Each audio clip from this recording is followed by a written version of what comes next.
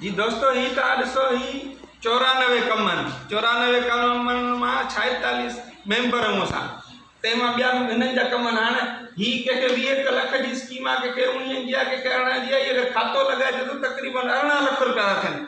18 लख रुपए ते 40% कमीशन ॿधो त 4 करोड़ 23 लख रुपया ही कमीशन था खाइनि। छा 4 करोड़ 23 लख रुपया ही कमीशन छॾीनि त केतिरा कम थींदा यूनियन काउंसिलुनि में, केतिरा कम ज़िले में थींदा, केतिरो सिस्टम हलंदो।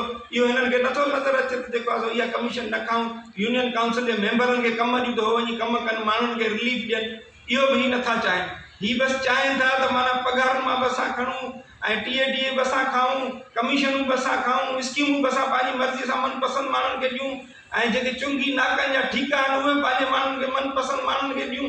सभु कम असां पाण हलायूं, छो जो हिननि जी अक्सरियत आहे न। अक्सरियत खे ही सम्झनि था गवर्नमेंट बि असांजी, MLA MP बि असांजा, चेयरमैन बि असां, असांखे छा कंदा।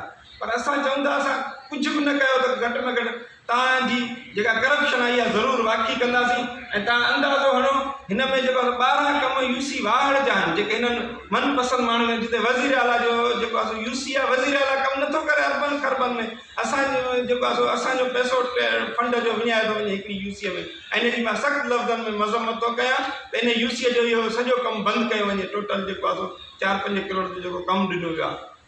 ऐं मां रोज़ाना हिते 1 खां 3 बजे ताईं हिते एहतिजाजनि 2 कलाक वेंदुसि, 3 ॾींहं वेंदुसि, उन खां पोइ अॻिते जो लाइ अमल मां ॿियनि ज़िले जे मेंबरनि सां गॾिजी करे ठाहे इंशाअल्लाह ताला अॻिते वधंदुसि।